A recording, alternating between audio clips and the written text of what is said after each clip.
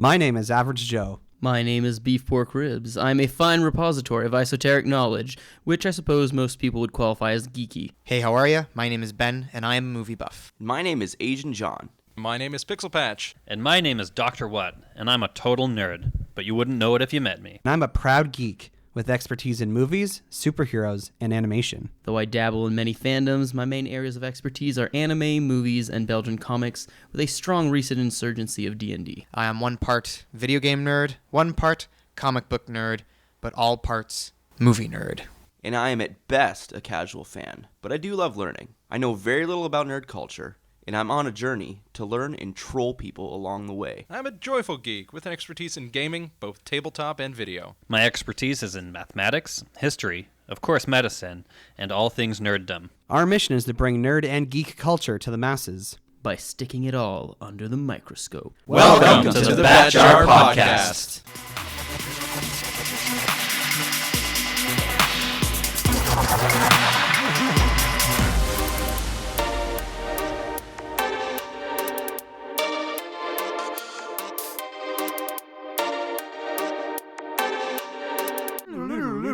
Movies, TV, manga, comic books, or is that graphic novels, cartoons, groups, that's animation, Disney, Star Wars, Dragon Ball Z, Pokemon, and Digimon, and Mighty Morphin, Power Rangers, Teenage Mutant Ninja Turtles, Yu-Gi-Oh, and Nintendo, Cinematic Universes. When the newest nerdy news drops, these podcast pals put it under the scope.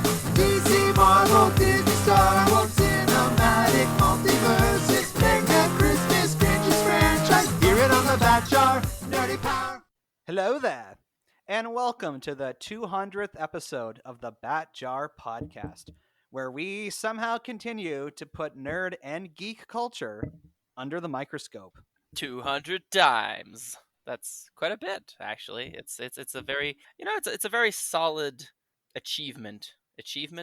Benchmark. There's a word that I'm looking for that you're probably going to know because you're not, French. But, congratulations on getting there, milestone. There you go. Congratulations, Average Joe. This is much more your victory than my own, being as I've only been part of this for a short time. I think you deserve a quick round of applause. Oh, that was me clapping all the way around my microphone. Thank you. And to join us for this momentous occasion, we do have somebody who is very fitting to be with us for this conversation, a former co-host of the show. I think he might be up there for most amount of guest appearances. Ben the Movie Buff, welcome back to the show. Hey, how are you? Thanks for having me. It's always so much fun to hang out with you guys and chat about all this stuff. And unfortunately, as you guys know, I wasn't able to join you last week, but I listened to the episode. It was so much fun. And I knew I had to be here at the very least for this one. So I'm excited to talk about all the stuff that we'll be talking about today. Yeah, so Beef Pork Ribs, I certainly appreciate you giving me the clap off there. In the sense, yeah, you have only been on the show for just under a year now. But if it weren't for you coming in to be a co-host, the show would have ended last December. So you certainly deserve some credit as well for helping keep this show alive. And the old microscope's been getting a lot of extra cleaning and since COVID started. So we've analyzing all kinds of pieces of nerd and geek culture. My hope is, of course, as we get talking today, it'll be a sign that there's still lots of things to talk about in the future. So first of all, yesterday was Halloween. I'm curious what you guys did to celebrate the occasion, particularly you, Beef Pork Ribs, considering your fiance is a cosplayer. So I assume you guys did something for Halloween. You'd think.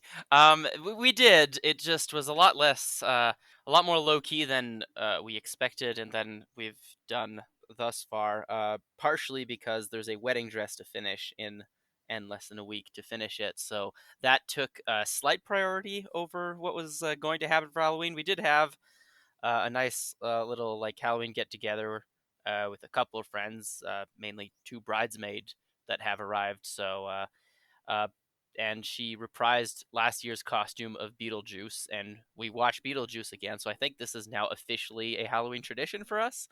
And I was a strange version of Lydia from Beetlejuice, but as a man or as a guy, but with the same terrible haircut, but some scruff as well. So it was kind of an odd costume, but it was it was enjoyable. We had some fun. We watched Beetlejuice and we watched a bunch of YouTube videos, including a lot of very nostalgic Scooby-Doo watching. We should do an episode on Scooby-Doo. not Scooby-Doo. I've heard rumors recently that they're thinking about doing a second Beetlejuice movie, and Tim Burton might come back to do it. So if your tradition of watching Beetlejuice continues, then you might actually get to check out the sequel as well. Only if Michael Keaton is in it, and I think I might only be able to convince Mjolnir to watch it if it in some way resembles the musical. And I mean, I've never been a huge fan of Beetlejuice, but I will appreciate it because people who are in the know would know that it was the success of Beetlejuice that gave Warner Brothers the confidence to let Tim Burton go ahead and make his Batman movie. So I owe Beetlejuice some credit because if it weren't for that, there would be no Tim Burton Batman. Ben, the movie buff, what did you do for Halloween? Well, we started the day by, just hanging out as a family and doing little kind of fun Halloween activities with my 15-month-old son, Dexter. Um, we had dinner, and then after that, we decided to go take a walk outside just to kind of walk and get some fresh air. But as we were doing that, basically, the usual time that people would be going out trick or treating, that was around the time that we were walking. So we start walking around, and we actually came across, I think, about 4 or 5 different houses that had a gigantic display of Halloween decorations. Like it was incredible, and we actually did go to one house very safely, and they did give us some candy, so we technically kind of trick or treated a bit. But yeah, it was actually pretty cool. It was a nice reminder that despite everything that's happened this year and how tough it's been and how just crazy it's been, there's still some fun distractions. Like there's still a way to kind of do Halloween safely, and to be able to see that was really great. So we did that. We got back home, and then my wife and I watched Freddy's Dead: The Final Nightmare, the 6th film in the Nightmare on Elm Street series, because we were watching all of the Nightmare on Elm Street movies that we haven't seen. So after watching that one, and to be honest, it wasn't very good. I have now seen every single Nightmare on Elm Street movie, which I'm pretty proud of.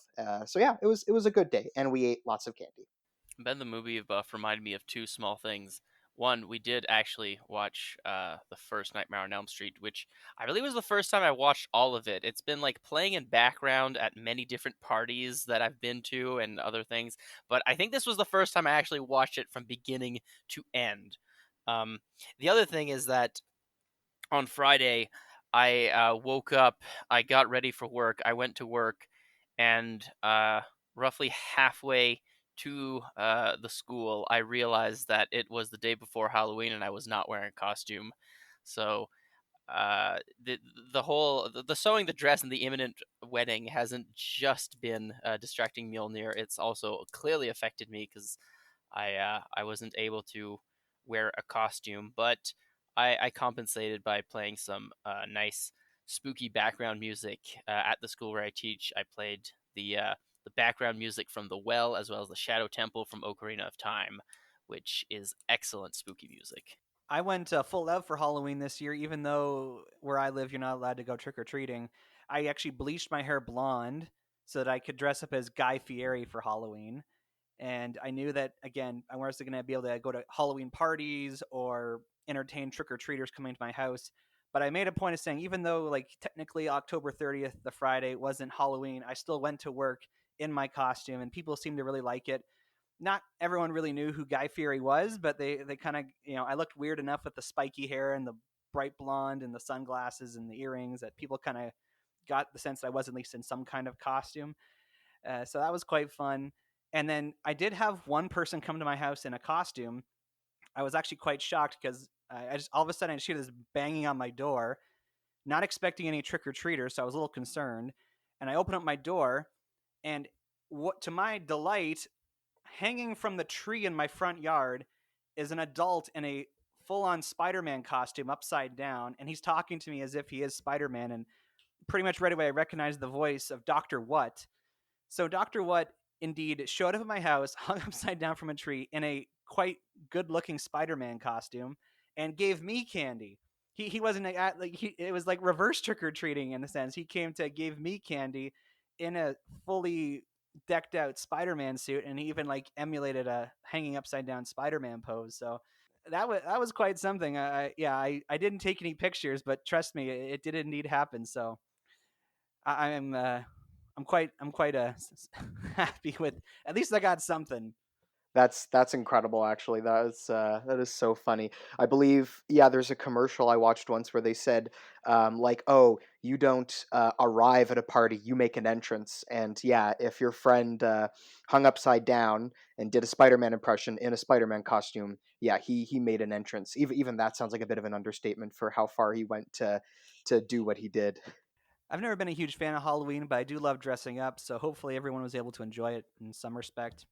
On this podcast, we've done a lot of talking about news items over the years, and we've in the most recent season, I guess we've been focusing less on the news and diving into specific topics. But whenever something really significant happens, we want to at least touch upon it. So this past week, actually, I think it was yesterday, it was announced that Sean Connery, at the age of 90, has passed away. He very uniquely, I would say, retired from acting a good 15, 16 years ago, and he's just been kind of like retired ever since. And I don't know if there's, and Ben the movie buff could probably speak to this, but I don't think there's many actors like that who kind of retire and just sort of stop acting and just retire like normal people. Yeah, I would have to do a little bit of research, but from what I gather, yeah, it seems to me that a lot of actors that get older and could retire, a lot of them like continue to act. Like even I was Ed Asner's personal assistant about 4 years ago, and he was at the time in his late 80s, and he was still working. And he said he's like, "I'll retire when I'm dead." Like he wants to keep on working until he can no longer work. So I wouldn't be surprised if there's some other actors like Sean Connery and actresses that did what he did. But yeah, I think a lot of them tend to want to keep on working until they can't. I think it's also maybe I'm wrong, but I feel like it's also more common for British actors to keep doing, like, at the very least, even if they retire from movies, they'll still stick to the stage and like still be a lot more active than Sean Connery has been. Like even just doing a few cameos here and there, he seemed to have like actually taken a proper retirement, which I think is even rarer than just not being in movies anymore. Yeah, there's the old rumor that the League of Extraordinary Gentlemen was so terrible a movie that he just said, "All right, that's it, I'm retiring now." And admittedly, I think that might have been the first Sean Connery movie I ever saw, because I didn't grow up on James Bond movies and I only saw them afterwards. So it is kind of funny that the first Sean Connery movie I saw was the one that made him retire. The first movie with Sean Connery that I saw was definitely The Last Crusade, because my mother absolutely, like, I think that is, well, she's probably going to listen to this episode because I told her about it, but I think that is probably her favorite Sean Connery movie ever. At the very least, she finds it extremely entertaining, and it is her favorite Indiana Jones movie solely because, well, maybe not solely, but mostly because Sean Connery is in it. And I mean, it was a great role. He did it very well.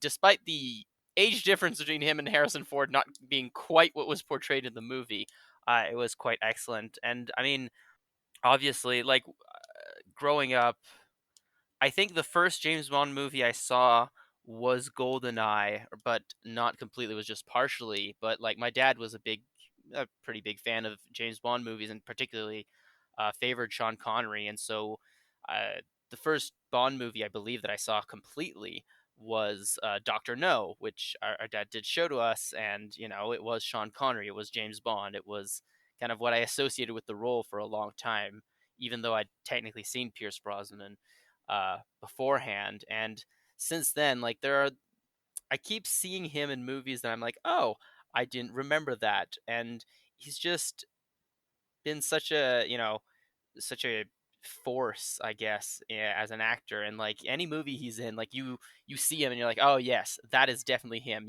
He could be playing a Russian submarine commander and he still has his thick Scottish accent.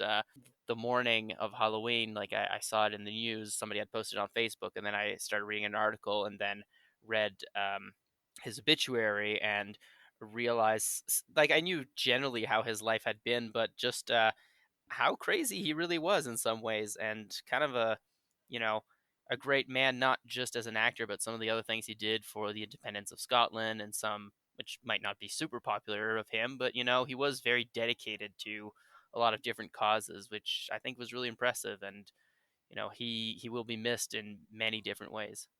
Yeah, I'm having a hard time remembering exactly which Sean Connery film I saw first.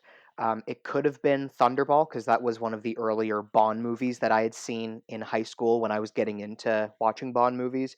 Um, it could have been Indiana Jones and the Last Crusade because I was definitely watching the Indiana Jones movies in high school. Or it could have been The Untouchables by Brian De Palma in the late 80s, which I believe Sean Connery won his Best Supporting Oscar for in that movie. And yeah, like talk about a memorable guy. It's kind of crazy that a few months ago we were ranking the James Bonds, and if I remember correctly, Sean Connery came out on top. No surprise there, but yeah, he's got a great accent. He's got a wonderful presence, and oddly enough, speaking of Russian submarine commanders, I watched the Hunt for Red October for the first time a month or two ago, which I really enjoyed, and I thought he was awesome as always. But yeah, when I saw the news yesterday, I just audibly went no because Sean Connery was like easily a legend. And as I've said before, the great thing about working in film, especially as an actor, where you can be seen on screen, is that as long as film is around, you will never be forgotten because he has left quite a legacy in Indiana Jones and the Last Crusade, Hunt for Red October, 6 James Bond movies. I think he was in 6, and a slew of other movies that yeah, he will never be forgotten. So I'm gonna miss him for sure, even if he hasn't been acting for a while. And this might sound bad, but I actually forgot he was still alive just because he has been out of the public sphere for so long. And I think that's what I want to commend him for is he knew when it was time to retire, he retired, and hopefully he was able to enjoy, those last years of his life before he did pass away. From what I read, it didn't seem like COVID-19 was involved at all. His passed away, just sort of a natural death. So we are definitely praying for your soul, Sean Connery. We thank you for what you've done for film, and we'll keep your. I know we're talking to you as you can't hear us, but we're praying for your loved ones as well as they mourn. To mark the occasion of the Bachelor podcast reaching 200 episodes, we are going to be very self-indulgent and talk about our own podcast. And we're actually going to rank the most popular episodes of the Bachelor podcast. That's right, ladies and gentlemen. This is the clip episode. That's right. So throughout our conversation today, you're going to hear random snippets from various episodes of the Bachelor podcast from throughout our history. For those of you who have discovered the show recently, you'll probably hear some snippets of old conversations that perhaps will inspire you to go back and check out those older episodes. And so, yeah, we're going to be counting down the top 10 most popular episodes of the show. And how we're defining what's popular is basically what are the episodes that have, for all time, had the most downloads.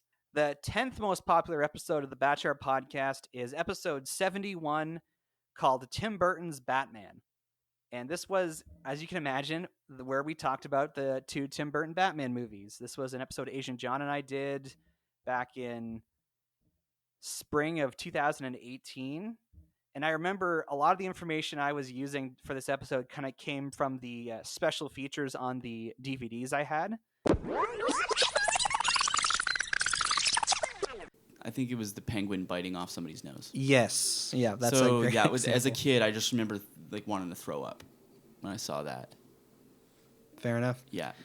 Other than that, I think it was just more creepy. I think that Danny DeVito in that was just legitimately, like, as Penguin was creepy. I think Tim Burton did exactly what he wanted to do and got it right. I'll put it that way. It's like if they were trying to make him creepy, they nailed it. And Catwoman was weird. Yeah, the whole movie is weird. I think it's kind of fitting. Who knows? We may, after the announcement that was made at Fandom, which I was super excited. I don't know if people remember about Michael Keaton reprising his role as old Batman, but still as Batman. Yeah, I think that it's cool. We might have another episode like that, and these movies, I think, definitely deserve a good listen to and a good analysis. And if you're unsure about the old Batman because you're thinking, oh, it was just campy and crazy, no, go listen to us talk about it and go check out those movies because honestly, I still stand by Michael Keaton as the number one on-screen Batman, but I think that might be a story for another episode or that we may have done. Yeah, there is a different episode where we rank all the movie Batman And maybe we'll have to revisit that now that you're on the show, Beef Pork Ribs. But certainly it is. I don't agree with you there, but that's okay. We'll save that spice for another day. And just to note, this is called the Bat Jar podcast. So there was kind of an assumption built in that we talk about Batman a lot, but really, while there have been several episodes dedicated to Batman, this show is not like a Batman podcast. Like, we talk about pretty much anything on here. So, this is just happens to be an example of an episode that is actually Batman focused. Our 9th most downloaded episode was episode 98, Power Rangers meets Ninja Turtles. Now, this episode will be noteworthy for me because it was the first appearance of King Boo on the podcast, who's one of my brothers. And it was just a joy to have him on the show. At that point, we weren't set up to record remotely. So I actually had to take the podcast equipment with me when I would go home for visiting my family. And King Boo is a champ. He kind of just jumped in, didn't really know much about the topic beforehand, and watched the episodes with me where they cross over and just jumped right into the conversation. It was a lot of fun. This week, I'm actually joined by one of my brothers, Dan Hatton, who is one of my brothers, was been on the show before. Wait, what was his name? Dan Hatton. No, it wasn't. Yeah, it was. No. Yeah, it was. How'd you let that happen? Well, with Dan Hatton. Because he wears a lot of hats, and his name's Dan. All right. Hatton. Anyway, let's welcome King Boo to the Bat Jar podcast. What up? All right, seen well, a scary movie? A long time ago. You don't? Okay. I watch it every year. Okay. Well, King Boo, it's a pleasure to have you on the show. Thank you. I know Nice to be here. you've listened once in a while, and we appreciate your support. I listen to I don't know, 80. How many podcasts have you done? This will be an episode 98. Okay. I've probably listened to more than half. Nice. That's pretty good. Yeah, I'd say so. It's not bad. Yeah, for someone like me, I am nostalgic for both Teenage Mutant Ninja Turtles and Power Rangers. They're both shows that I watched as a kid, and they're also kind of like franchises that I've more or less kept up with as I get older. So yeah, I'm not terribly surprised that a podcast episode about Power Rangers and the Teenage Mutant Ninja Turtles would be number 9. I have definitely heard about it because I do remember Mjolnir talking about that particular crossover. She is a very, very big Ninja Turtle fan, but I personally have not seen it. And I also did not have a very big vested investment in either one of these series, sadly. It's an odd thing. A lot of things that you guys have a bit of nostalgia, and despite us being around the same age, I didn't watch a lot of TV when I was a kid. A lot of this nerd and geeky thing came later on, so it's interesting but I do acknowledge that it is a big fandom, and I can see why a lot of people would be going for that. And as I was looking through the list, I'm like, oh, I see why people like this. I didn't, but it's all right. There have been comic books since then where they've actually crossed over Power Rangers and Ninja Turtles, and I think the Ninja Turtles have actually used the Morphers to turn into Ninja Turtle Power Rangers there. Our 8th most popular episode, ironically talking about Power Rangers still, episode 25, Mighty Morphin Power Rangers versus Kyoryu Sentai Jurenja. And this was from spring 2017. This is a kind of episode I wish we did more of, because Asian John and I, in that episode, we kind of compared the original Japanese version of Power Rangers with its American counterpart, and just noting how the stories were different and how the characters were different, and how interesting it was that you could take all the same film footage and make a totally different show out of it. Was there mention of the Ginyu Force on this episode? Because if not, that might be an episode to revisit and talk about that as well. I don't recall the Ginyu Force, but to be honest, one of my favorite memories of the Bat Jar podcast comes from this episode, because at one point, Asian John just starts singing a mashup of the two different theme songs. Jurenja, Jurenja, go Power Rangers. That was a good mix of the theme songs. Oh, I could do that on guitar. Yeah? How come I haven't seen you do it yet then? I don't know. We just do it right now. So no, I can't play either of the songs full out. I can just do the Jurenja, Jurenja, Go, go, Power Rangers. Judy-John, Judy-John. Go, go, Power Rangers. That was amazing. Yeah. I'm fanboying out over here. Okay. I'm going to put this down. Thank you, Asian John.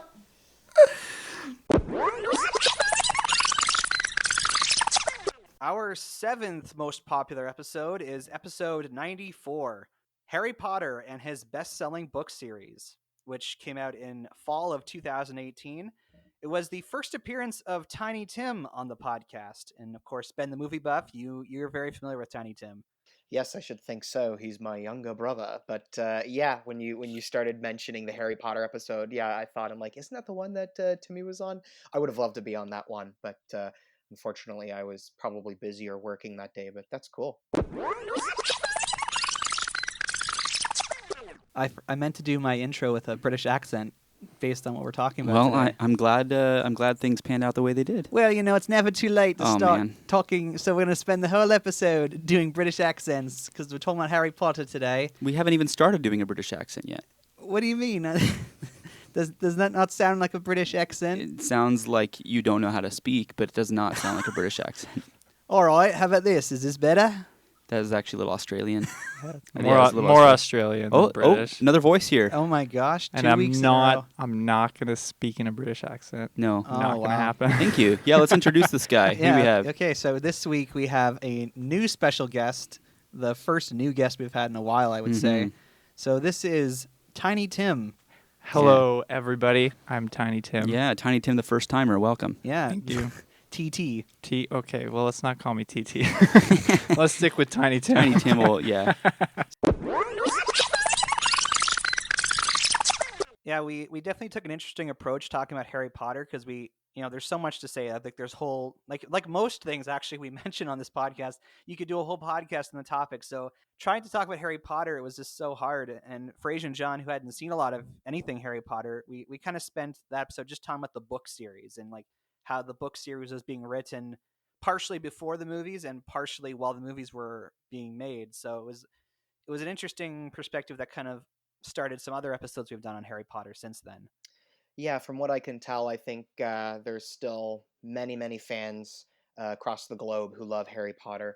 And it just reminded me of how my wife and I, during the first lockdown earlier this spring, obviously, I was watching a lot of movies for escapism, and my wife suggested to me that we rewatch the Harry Potter film series.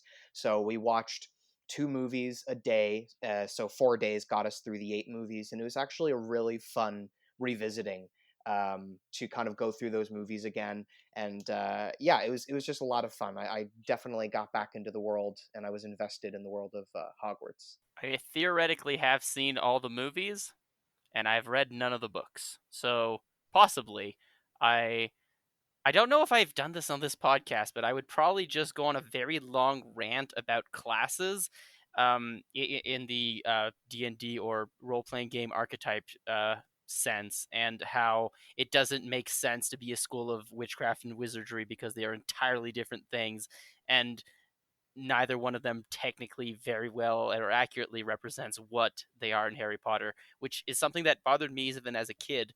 Not for exactly the same reason, but I always like, okay, but if they can use magic, why do they need all these weird and strange conditions to make it work? I get it a little bit more now, but I still always dislike that entire idea. And yeah, never watched it, never got into it as a kid, so probably not much other than that rant. But if you want to hear it, I will gladly revisit it and talking about the Russian guy who's a bear. Our 6th most popular episode was episode 93, Stargate SG-1, which came out late summer 2018. And Ben the movie buff, I think you were in that episode? I'm trying to remember. I think what happened was, I don't know if I'm on that one, but I think we did an episode where we talked about Stargate Atlantis. I think that was a separate episode, because I do remember my brother and I both being there for the Stargate Atlantis episode. But yeah, I don't think I was on the SG-1 podcast, although I would have loved to be, because it's still one of my favorite shows, and it is awesome. Stargate's one of those that I'm vaguely aware of it generally. I think I've watched the first season of Atlantis because Mjolnir and one of her friends were watching it, and I've seen episodes here and there in the background, but it's one I've never been fully invested in. But I'd be willing to get into because I do actually like the concept of it, generally speaking. Though it's something that I would need to know more about the world to say something intelligent. I'm actually glad that this Stargate episode is in the top 10 because it actually, for me, symbolizes like a certain type of Batjar episode. There have been several occasions where because people have like emailed and messaged us asking us to talk about certain shows, there have been a variety of things that I've been exposed to that I had zero experience with beforehand. Stargate SG-1 is one example of that. I had heard the name of the show before, but I'd never watched an episode. And it's fun because I've had several opportunities now on this podcast to watch a TV show for the first time, years after it's finished, and kind of look at it through the lens of my fandoms and my experience, and kind of, observe what the show is about based on like watching the pilot and maybe a couple other episodes, because of course most of the time we have like a week's notice, so naturally you're not going to be able to watch like 7 or several seasons of a show in that much time. But it has been fun to admittedly discover all these new shows, and in most cases I can kind of get a sense of like why it was so popular, and it's also been an opportunity to kind of bring in people like Ben the movie buff, who are obviously more invested in these things than I am, and it's kind of nice to just take a back seat and kind of be more of the moderator as opposed to the person kind of declaring what their opinion is. Yeah, I agree. It kind of reminds me of what happened to me in film school, because I think as a kid and as a teenager, I had my interests in like what I liked when it came to movies, and then I got to university and I started learning about these film directors whose names I've never heard of. I started learning about all these films and these movements and genres, that it really did open my eyes to all these films that are out there. And I'm sure there are still millions of films that I'm still not aware of now, but still I'm trying to learn as much as I can. And I would definitely relate that to nerd culture as well, because like you say, there have been a few occasions where we've talked about things on the show where I am knowledgeable and I know a fair amount about it. And then sometimes we talk about, like, we talked about that Bionicle movie last year, and we've talked about other things that I'm not as familiar with, but it's kind of fun to do some homework and get a sense of what it is, and talk about what it's like for someone who's only been aware of it for a little while, but kind of getting into it. I think that's also one of the strengths of this podcast in a weird kind of way. And I think it also goes back to like the essence of when you started the podcast, what it was, especially with Asian John, about like having one person a bit more specialized, one person a bit less, because it does help us kind of discover new things, but also it does force us to kind of relate back to what our fandoms, our experiences are. And I'm getting that a lot. Like recently, I've gotten into a few other fandoms, which apparently were huge, but I didn't know about. Like, I started watching Supernatural, which apparently was just a huge thing that I never, like, I was vaguely aware that it existed, but I had no idea how many seasons, how invested their fandom was, and kind of how it worked out. I was just like, oh yeah, it's this show that exists about monster hunting, I guess. So I do think that it's something really cool to also to be able to take something like try to analyze it as quickly as possible and then have a good discussion and have people who can come in and talk about it. The only episode of Supernatural I've seen is the one where they cross over with Scooby-Doo, and it is perfect. And the only episode of Supernatural, actually I've seen two. I've seen one where the Sam and Dean, I think, are the characters' names, where they're hopping from one TV show to the next, like different styles of TV. And then I saw another one that was a bit of an homage to the old Universal monsters of the 30s, like the Invisible Man and Dracula and Frankenstein and the Wolfman. Both good episodes, and I think there's a theme here that we're getting that is, Scooby-Doo and old movies. We should do another episode on Scooby-Doo. We're being too positive here. Let's start let's start mixing it up and not just focus on the positive. Let's dive into some of our least popular episodes. And when we're looking at downloads, to be honest with everyone listening right now, the most recent episodes we've done are the ones with the fewest downloads because, of course, they're the youngest episodes. They're the baby episodes. They're the ones that haven't had time to grow. And so what I'm using as metrics for our least popular episodes are the ones that have gotten the fewest downloads in the last 3 months, because, hey, like, you got to have some kind of metric. So our fifth least popular episode is actually episode 3, where we talked about Tim Burton movies and Luke Cage. This was evocative of the early days of the Bachelor podcast, where we just tried to shove too much content into one episode. Because not only did we have like a whole conversation about what Tim Burton movies are like, we also tried to have a whole conversation about the entire first season of Luke Cage. And not only were they like two topics that were totally unlike one another, but it was just also way too much content for one specific conversation. Yeah, that's kind of interesting how sometimes, I guess, like with the Power Rangers and Ninja Turtles episode, I guess those things are something that are a bit more relatable. I mean, heck, like I watched both of them and I'm still a fan of both of those shows. But yeah, I would think that Tim Burton's filmography, all the different movies he's done, and Luke Cage are definitely, yeah, two different things. But I mean, heck, now that I know that you guys did that episode, I will actually have to listen to it because I'm very fascinated by Tim Burton's career. All right, let's mix it up, positive and negative. So our fifth most popular episode is episode number 82, the Han Solo movie, which came out around the same time the Han Solo movie came out in summer 2018.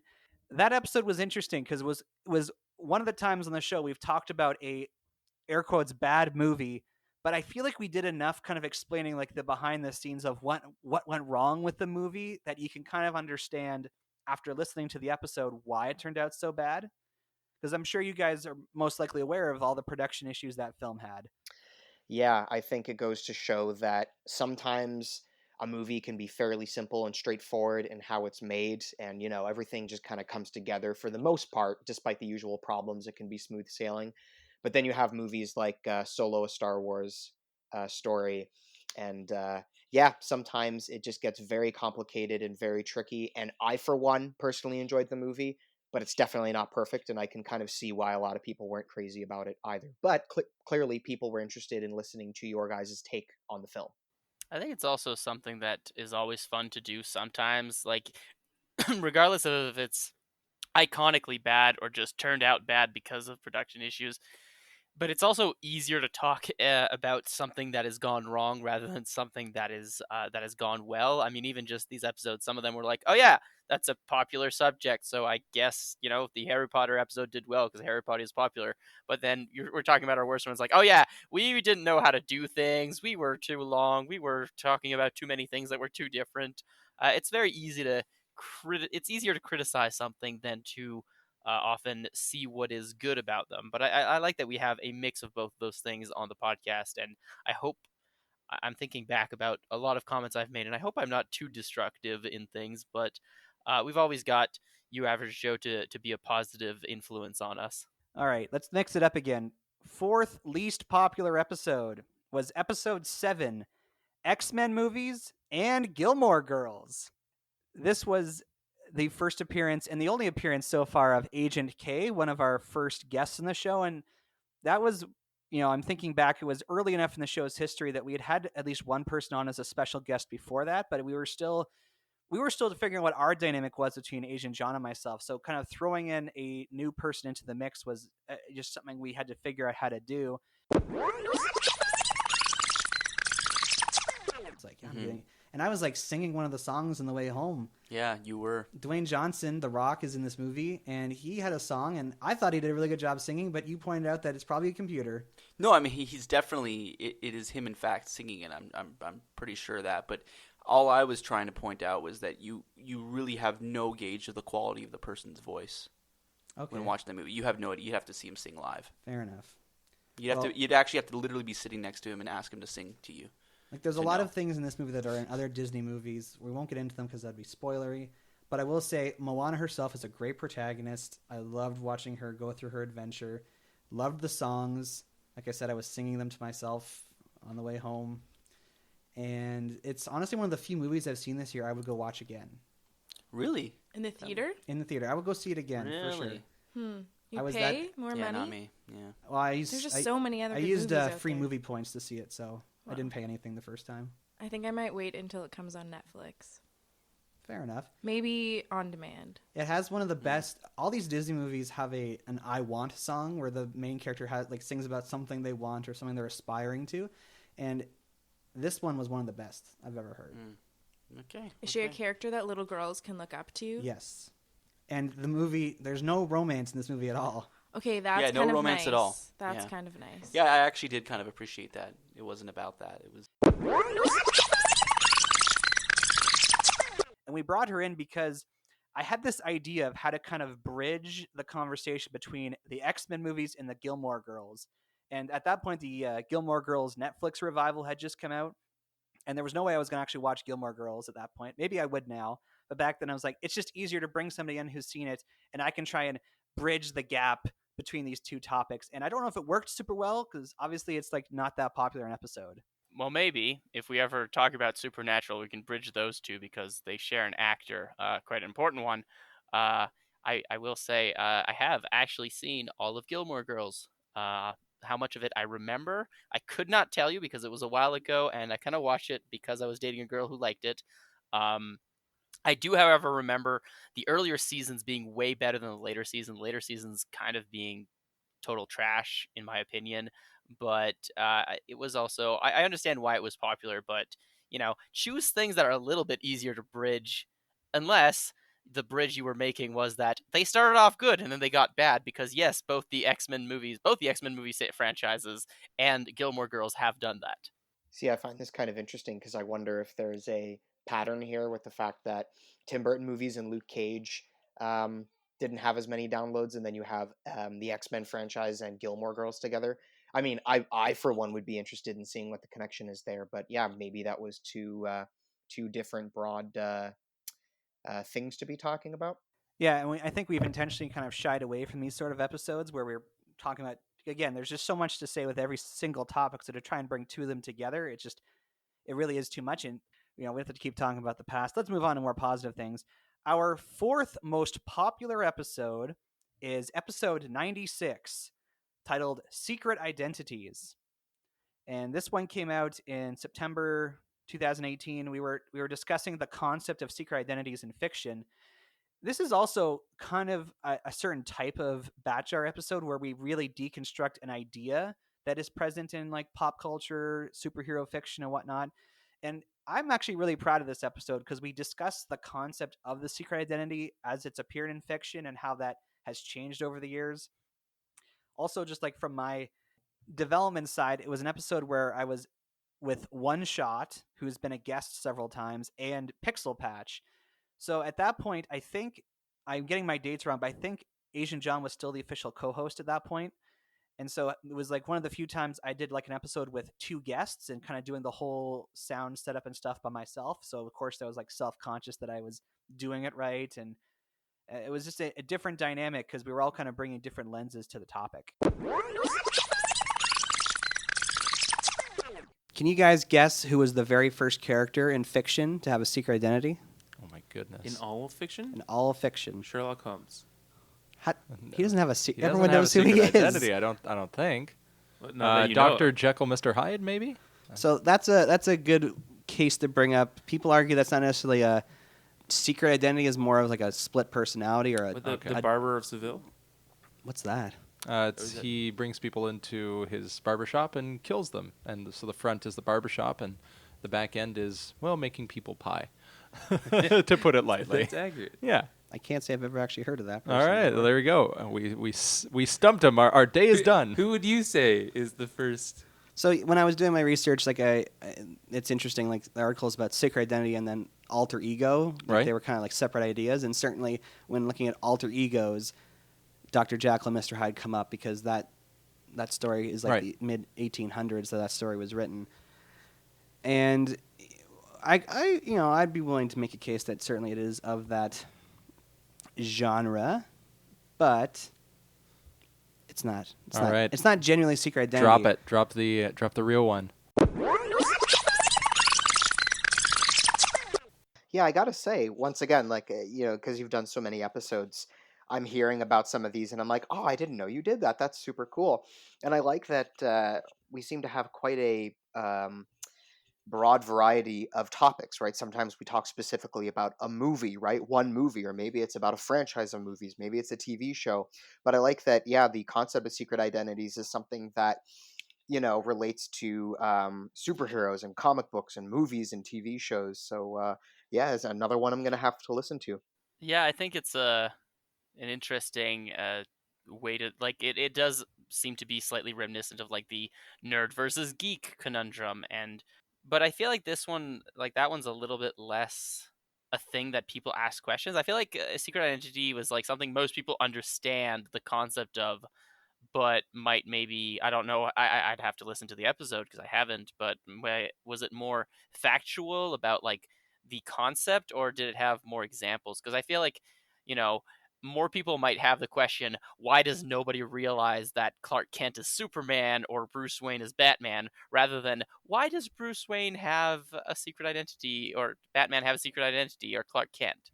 Yeah, I'm trying to remember now. I think we were kind of explaining like how the idea of a secret identity came about in fiction, how like every character had a double identity even when it didn't make sense. Like Wonder Woman had a secret identity even though like she's supposed to be from this Amazon island. Our third least popular episode is episode number 9, and it was called What is the Arrowverse? Now, this episode is infamous for me specifically because it was a time before I knew how to edit in sound clips properly.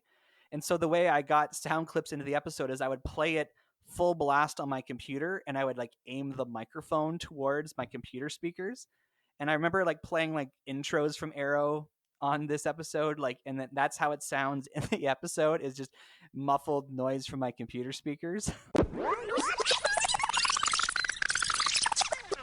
What I want to do for you now, I'm going to play for you the intro to season 5. Cool. And what I want to see is if you're going to be able to determine if the show has changed a lot since it started. All right, Arrow season 5. My name is Oliver Queen. After 5 years in hell, I returned home with only one goal: to save my city. Today, I fight that war on 2 fronts. By day, I lead Star City as its mayor. But by night, I am someone else. I am something else. I am the Green Arrow. Mayor. He is the mayor, Got yeah. it. Does it feel like the same show? Does it feel different to you? Well, I mean, it's definitely just a different stage in the narrative. But yeah, the first one was like, it was just trying to say, hey, look, this is me. I'm rough. I'm rustic. I'm trying to, get it together here. Here, it's basically like I've climbed to the top of I'm at the top of my game here. And now it seems like I just have to figure out how to balance everything.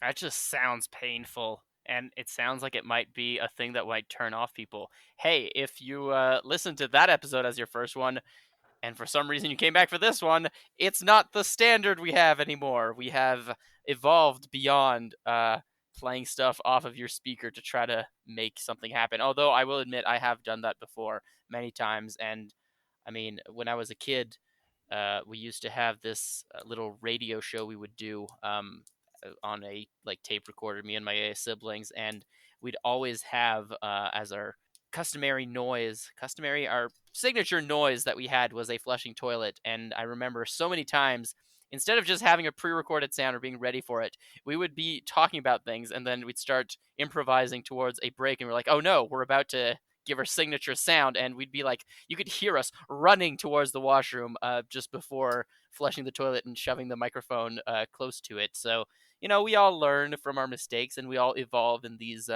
different medium that we use. It was also an example of how to not do a Batjar episode, because I basically spent the whole time me talking at Asian John, just downloading more and more information I had about all these shows to him. And he did not really experience, he didn't watch really any of it. So it was just a lot of him going, and just a lot of me talking at him. And this podcast works well when it's conversational. So it's definitely an example of what not to do on the Batchar. So again, as Beef Pork Rib said, if that was your first episode and you're still here, thank you for sticking around. But we swear the show has gotten better since then. Our third best episode is episode 28, where we talked about Batman, the animated series. This came out in summer 2017. It was the first appearance of Cackles on the show, who famously does our theme song now. We can do a little bit more, but I mean, like, they'll have like the Justice League like cartoons as well. Don't use that C word. Oh, sorry. This guy. Unless it's comedy, they're animations. Animations. Yeah, it's animated series. Yeah. But I mean, and then the Batman animated series. Well, which so what we're great talking about transition. today. So that's more of a cartoon, though. Do not. The parts with the Joker? That's oh my god. The part with the Joker? What? It's Joker. It's comedy. It's all. Just because there's.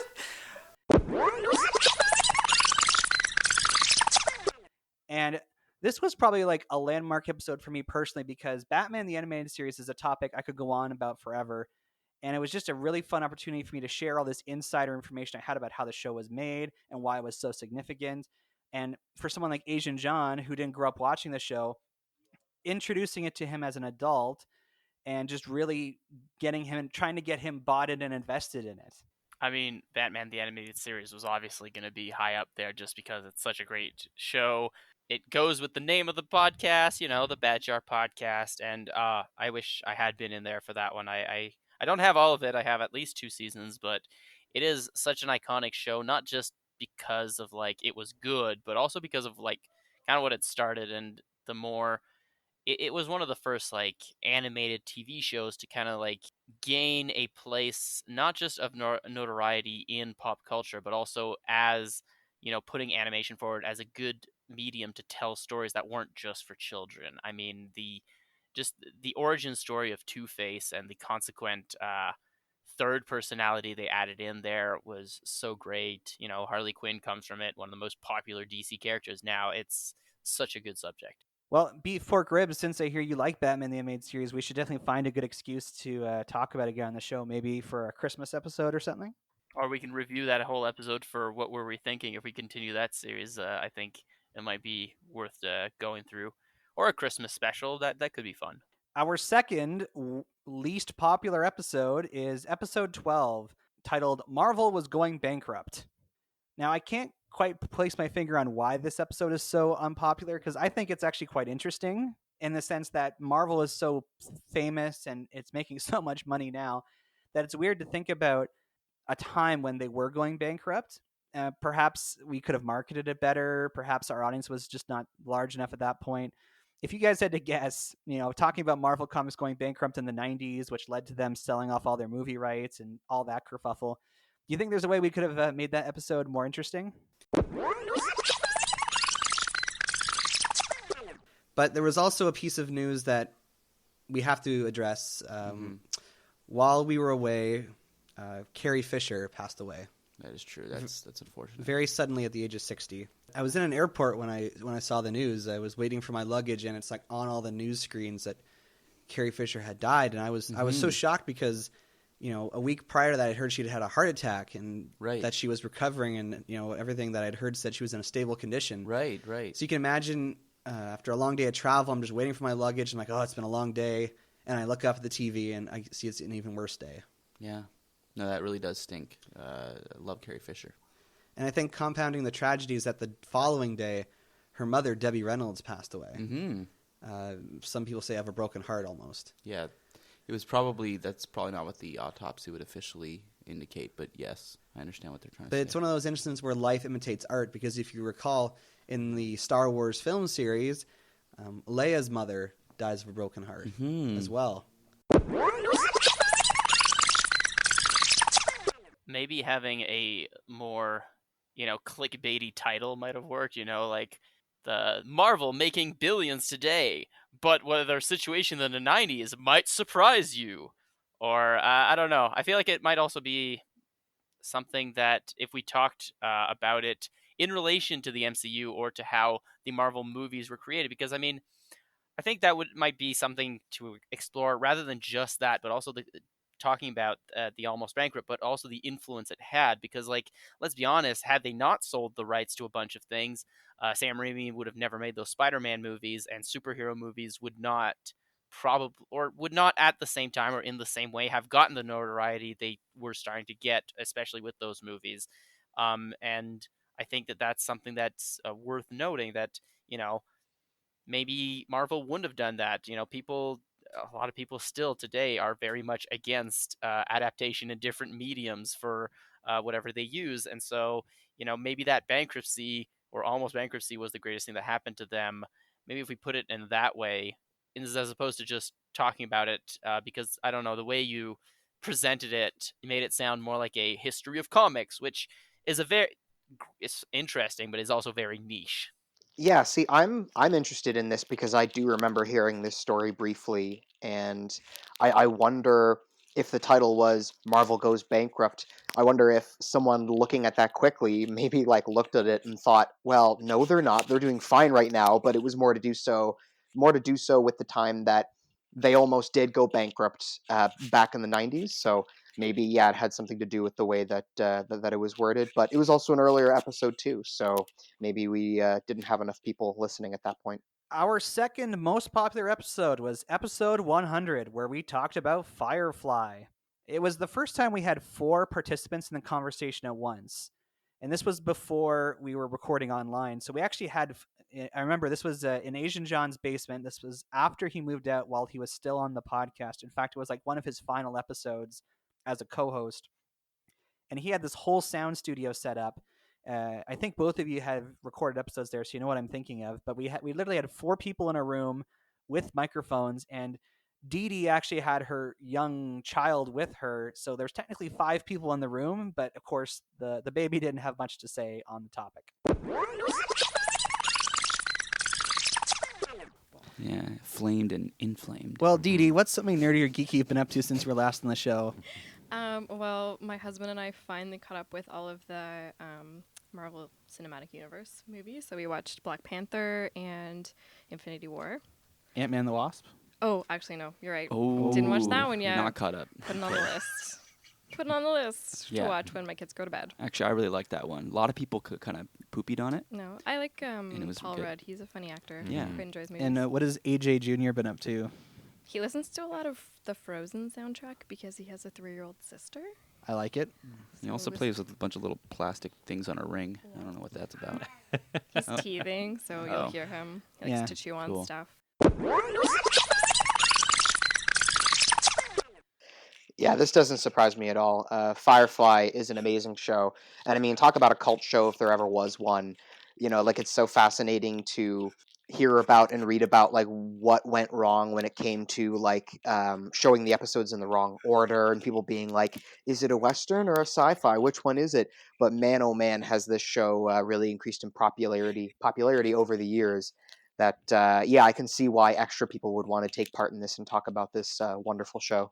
Once again, yeah, it's a very popular subject, and I think it's also, but I think this also hits on a subject that is very good for the Bad Jar podcast and what it's about, because I feel like, despite it being very popular and obviously a cult classic, I find that there's an alarmingly large amount of people who have no idea what Firefly is, or who just kind of got the introduction backwards because they made Serenity, the movie.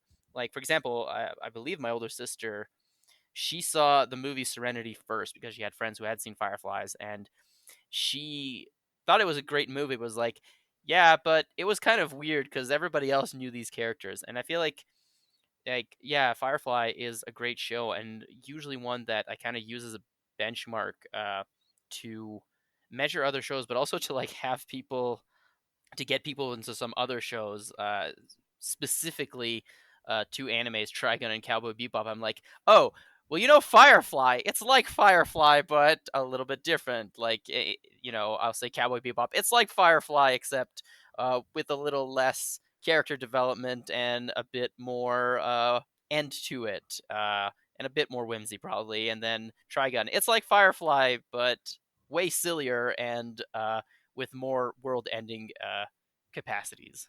Yeah, I know people were excited for the Firefly episode because I had all these people around me, like previous guests of the show and whatnot, who were like, "You can tell about Firefly, you can tell about Firefly." I'm like, yeah, it's in the jar. And eventually, we actually didn't actually pull it out of the jar. We just decided episode 100 is gonna be Firefly. I had never seen a single episode of the show prior to researching for that episode of the show, and yeah, I didn't get through the whole thing, but I can see why it was popular, and I can also see like why it wasn't successful. So. And here we go. We're getting to the best and the worst. So, the least popular episode of the Bachelor podcast to date is episode number 16, titled Indiana Jones and the Town of Riverdale, which came out in winter of 2017. This is, again, another example of trying to fit 2 totally separate concepts into one episode.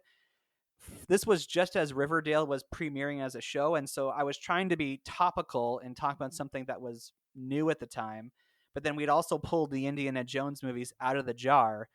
So the idea was like, well, we can't possibly we have to talk about the new thing now, and this is what we pulled out. We were kind of beholden to our rules, so we ended up having a conversation about the pilot of Riverdale, and then we had a separate conversation within the same episode about the Indiana Jones movies.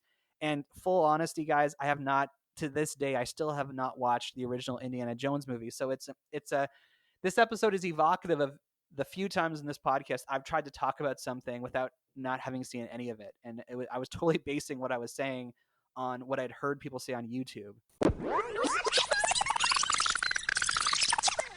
Maybe they couldn't find a really good looking, not the gingers aren't good looking in general, but just sort of one that looks like Archie but is also very, very good looking, because he doesn't look like Archie. Archie's meant to be like a legit ginger. He's got abs ginger. Now. Archie's got abs. Yeah. They made a point to let us know that. I think that is probably the worst combination we've had so far.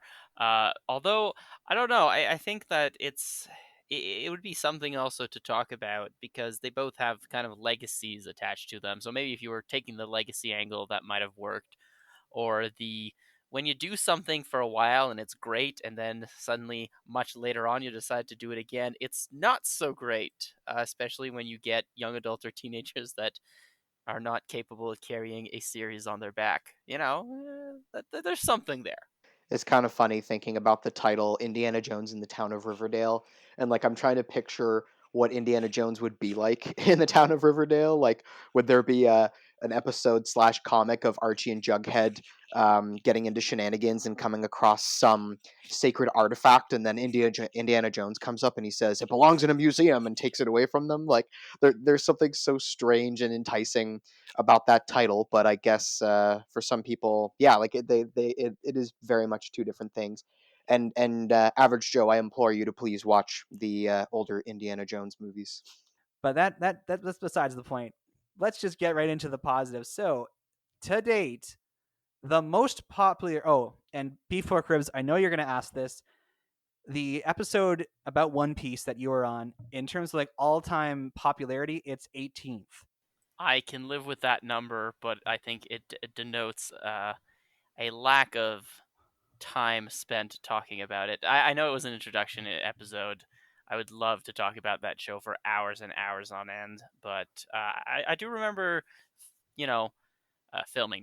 recording it, and it was really good, and it was a very nice atmosphere. I do kind of miss the actual setup that existed and that we could actually have together, although I do not miss having to travel all the way out to Asian John's basement at the time to film an episode. So there we go. That's where, we can talk about One Piece again. Sure, I'm sure we'll find an organic reason to bring it up. But to date, the most popular episode of the Batjar podcast was episode 121, which came out in March of 2019, titled Transformers Rescue Bots. That's right. The most popular episode of the Batjar podcast to date.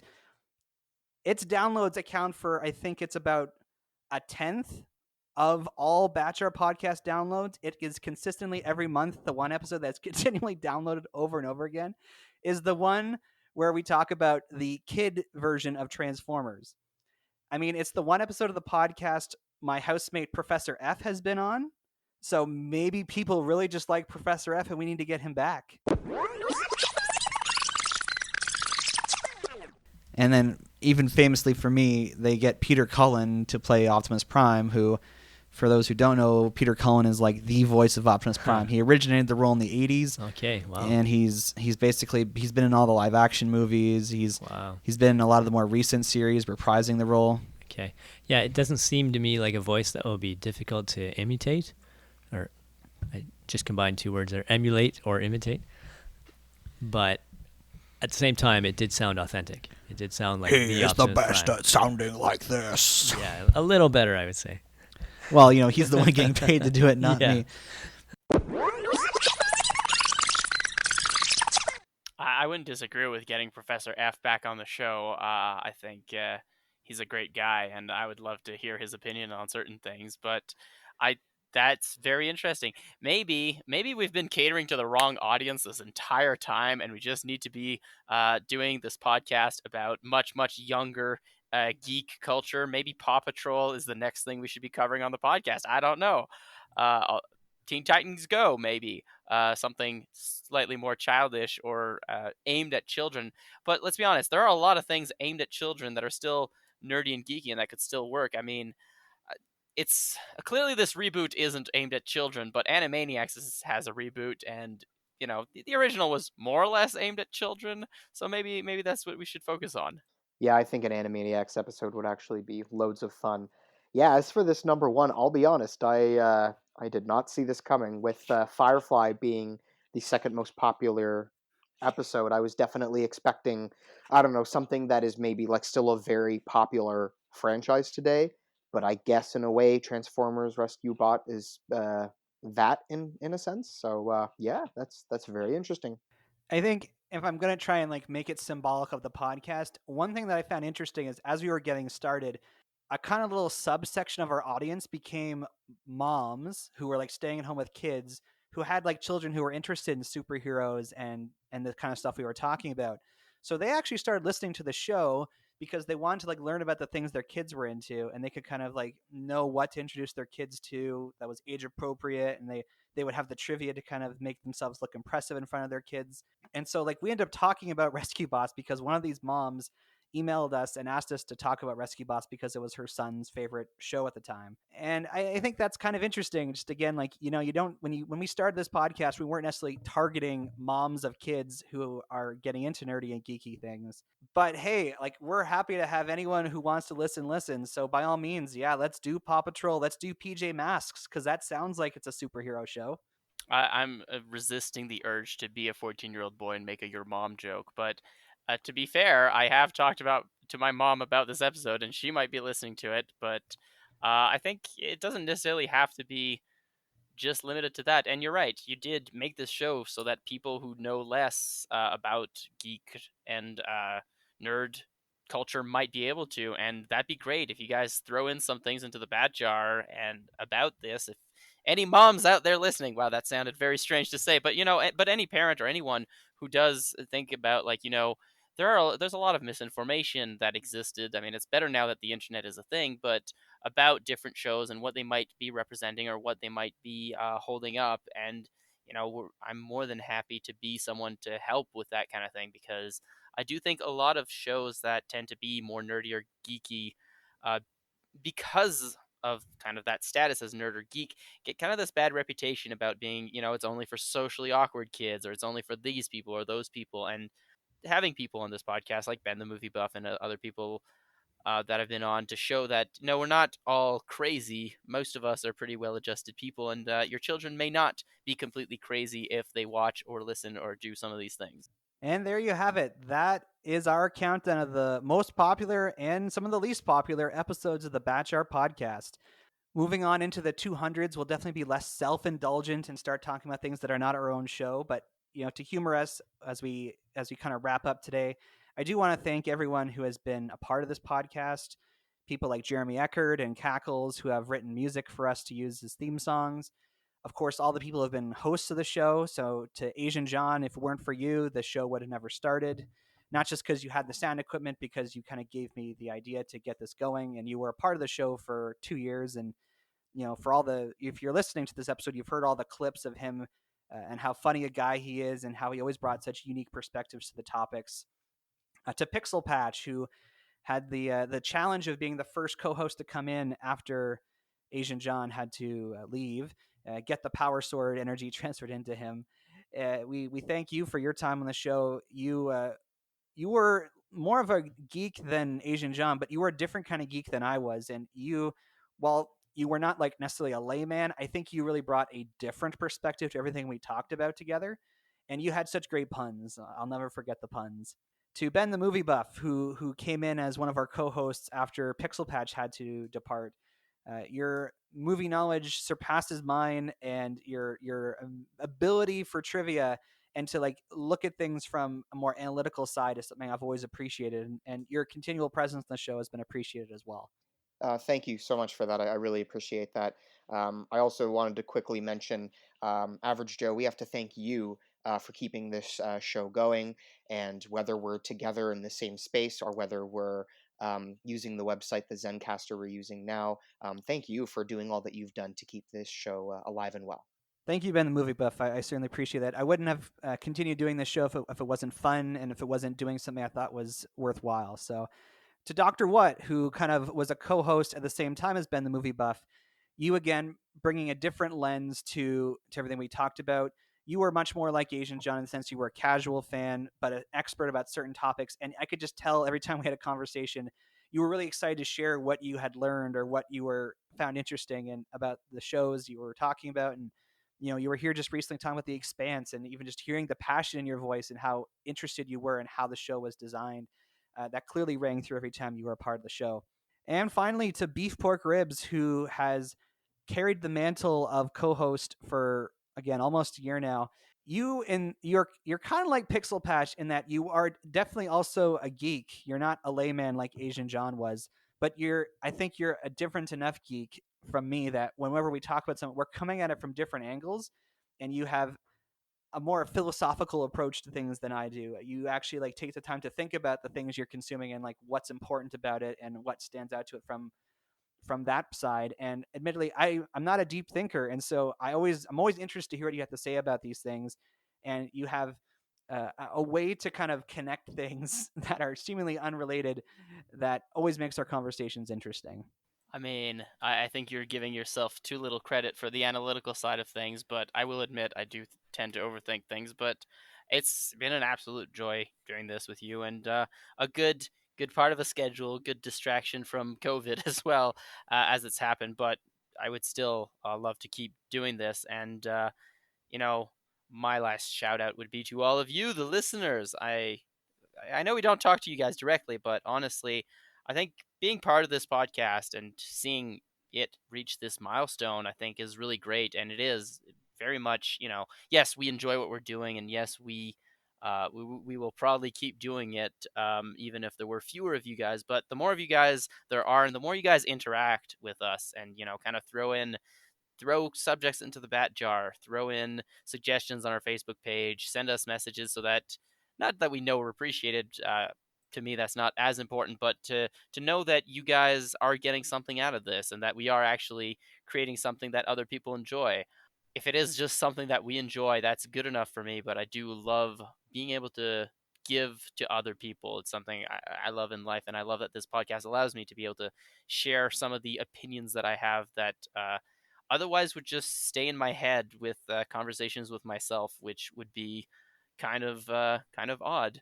Yeah, we're not like this is not a job for us. This is very much a hobby. We're not trying to make money off of this. That's why you don't hear sponsors in the episodes. That's why our production quality isn't quite what you'd expect from a more professional podcast. We're very much a fan podcast. We claim to be experts on certain things, but we're really just fans. We're nerds and geeks talking about the stuff that we enjoy. And I echo what Beef Pork Ribs just said. Thank you to our listeners, and if you feel the need, feel free to share our podcast with other people, but of course, the more people that are listening, the greater impact this show could potentially have. What Average Joe is saying is that he will not retire until he is in a coffin or something slightly less dramatic. So yeah, if you want to get a hold of us, we'll remind you how to do that. If you want to reach the show, you can send us an email at batjarpodcast@gmail.com. Or you can tweet us at The Bat Cookie Jar. You can find the Bat Jar Podcast wherever you listen to podcasts, including YouTube, because we got a channel. Share our posts on Facebook, write reviews, give our shows a rating. This will help all people join us inside the Bat Jar, and we appreciate it dearly. And now to come to our friend, the Bat Jar himself. Bat Jar, I don't want to say to you, thank you so much for being with us all these episodes. You are technically the second Bat Jar because we did famously break the first one, but luckily I happened to be in possession of 2 Bat Jars when we started the podcast. So you've stuck with us for, several episodes now. You've made it through my most recent move, and thanks a lot. So you can't talk, so we're not going to ask for your opinion. And I'm just going to go right in here and try and pull out our topic for next week. Oh, wow. Okay, Apollo 13. This was literally, I think, the most recent thing we put in here. I like it. It'll be. It follows kind of the sci-fi theme we've had in a few episodes recently, and I look forward to. That is something I've never been really exposed to, so it's something new to get into. That's really cool, actually, that Apollo 13 got picked. I haven't seen it in years, so if I have some time this week, I will try and revisit it. But yeah, Apollo 13, that is super cool, and obviously sporting one of the most famous taglines of Houston, we have a problem.